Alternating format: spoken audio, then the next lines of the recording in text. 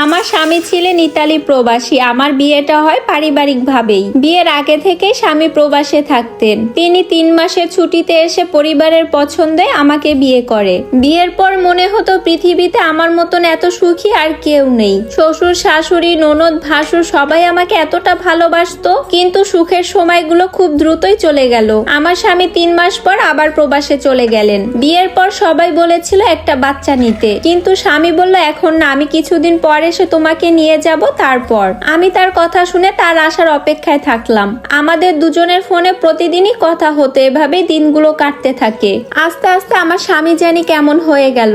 আমাকে দিনে একবার ফোন দিত, তারপর 2-3 দিন তার আর কোনো খোঁজ থাকতো না, ফোনও বন্ধ থাকতো। 2-3 দিন পরে সে আমাকে বলতো আমি কাজে অনেক ব্যস্ত ছিলাম, এজন্য ফোন বন্ধ রেখেছিলাম। তার কথা শুনে আমার কেমন জানি সন্দেহ হতে লাগলো। কি এমন কাজ করে যে ফোন বন্ধ রাখতে হয়? একদিন আমি তার এক বন্ধুর সাথে কথা বলি আর জিজ্ঞাসা করি আপনার বন্ধু কই যায়, আপনি কি তা জানেন? আর উনি কি এমন কাজ করে যে ফোন বন্ধ রাখতে হয়? আমার স্বামীর বন্ধু প্রথমে আমার কাছে কিছুই বলতে চায় না। আমি বারবার অনুরোধ করার পর এমন একটা কথা আমাকে সে বলে, সেটা শুনে আমার মাথায় আকাশ ভেঙে পড়ে। আমাকে বলে ভাবি আপনাকে যে আমি এই কথাটা কি করে বলবো? তখন আমি বললাম এত কথা না ঘুরে আপনি সোজা সাপটা ভাবে বলেন তো আমার স্বামী কি করে? তখন তিনি বলেন আমার স্বামী নাকি আরেকটা বিয়ে করেছে।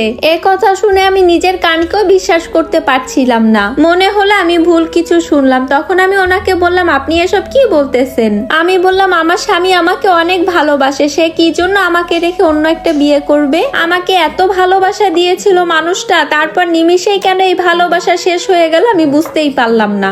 আমি বললাম আমার স্বামী তো আমাকে বলেছিল তিনি আমাকে তার কাছে নিয়ে যাবে। তখন আমার স্বামীর বন্ধু বলল আপনার স্বামী প্রতিনিয়তই ডান্স ক্লাবে যায়। এরপর ওখানের এক ফরেনার মেয়ের সাথে তার পরিচয় হয়। ওরা 1 মাস হলো বিয়ে করেছে। এই কথাটা শুনে আমি এক চিৎকার দেই। আমার চিৎকার শুনে আমার শ্বশুর শাশুড়ি সবাই আমার রুমে চলে আসে। তখন আমি আমার শাশুড়িকে জড়িয়ে ধরে হাউমাউ করে কান্না করতে থাকি। মনে হচ্ছে বুকের ভিতরে ঝড় উঠে যাচ্ছে। কেন আমার স্বামী এমনটা করলো আমার সাথে?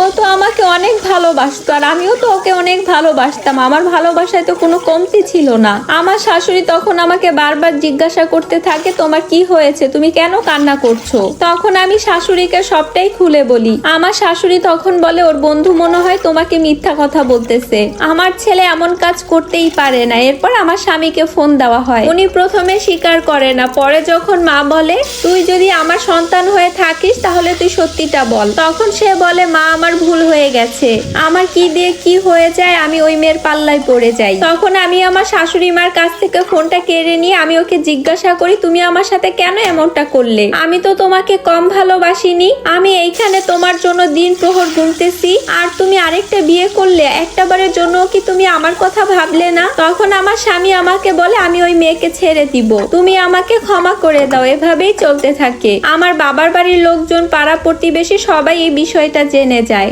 আমার স্বামী আরেকটা বিয়ে করেছে। তখন আমি লজ্জায় কাউকেই মুখ দেখাতে পারতাম না। মাঝে মধ্যে মনে হতো আমি মরে যাই, কিন্তু আমার শাশুড়ি সবসময় আমাকে বলতেন জীবনে যত কিছুই হয়ে যাক না কেন মরার কথা তুমি মুখেও আনবা না, যে ঠকায় সেও ঠকে যায়, মনে রাখবে এই কথাটা তুমি সব সময়। এরপর আমার স্বামী আমাকে ফোন দিলেও আমার কথা বলতে ইচ্ছা হতো না, শুধু মনে হতো সে আমার সাথে প্রতারণা করেছে। এভাবেই কেটে যায় 1টা বছর। হঠাৎ শুনি আমার স্বামী নাকি অনেক অসুস্থ, সে নাকি দেশে আসতে চাচ্ছে। আমার শ্বশুরকে সে বলল আমার শরীরটা ভালো না, তোমরা আমাকে সবাই ক্ষমা করে দাও, আমি ওই মেয়েকে ছেড়ে দিয়েছি, আমি আর ইতালিতে থাকতে চাই না। এরপর আমার বাবা মাও আমাকে বুঝালো জামাইকে ক্ষমা করে দিয়ে সংসারটা তুই আবার শুরু কর। সবকিছুই আমি মেনে নিলাম। আমার স্বামী দেশে আসলো, কিন্তু দেখার মতন অবস্থা তার ছিল না। আমি তার এই অবস্থা দেখে আর ঠিক থাকতে পারিনি। হাজার হলেও তো সে আমার স্বামী, আমি তো মানুষটাকে ভালোবেসেছিলাম। সে দেশে আসার পর আমার স্বামীর অবস্থা অনেক বেশি খারাপ হয়ে যায়। এরপর ডাক্তার দেখানো হয়, সকল রকম পরীক্ষা নিরীক্ষা করে ধরা পড়ে আমার স্বামী এইডসে আক্রান্ত। আমার এই কথা শুনে পায়ের নিচের মাটি সরে যায়। আমাকেও টেস্ট করানো হয়, কিন্তু আমার নেগেটিভ আসে। এরপর আমার স্বামীকে বাড়িতে নিয়ে আসি, কাউকে বলি না যে আমার স্বামীর কি হয়েছে। ওই দিন রাতে আমি আমার স্বামীকে একটা কথাই বলি, সুখ খুঁজতে গিয়েছিলে না, কিন্তু সুখের বদলে তুমি মৃত্যু নিয়ে আসলে। আমার স্বামী বিদেশে গিয়ে যাকে বিয়ে করেছিল মূলত তার থেকেই আমার স্বামী এইডস হয়েছিল। ওই মেয়েটা পতিতালয়ের মেয়ে ছিল। স্বামী আমার পায়ে ধরে অনেক মাপ চায় আর বলে তুমি আমাকে ক্ষমা করে দাও। আমি শুধু ওই সময় কান্না করে গিয়েছি, আর কিছুই বলতে পারিনি। 1 মাস পর আমার স্বামী মারা যায়। মৃত্যুর আগে আমার স্বামী কত কতটা যে যন্ত্রণা ভোগ করেছে সেটা মনে পড়লে এখনো বুকের ভিতরে মোচড় দিয়ে উঠে। কিন্তু এখন পর্যন্ত কেউই জানে না আসলে আমার স্বামীর কি হয়েছিল।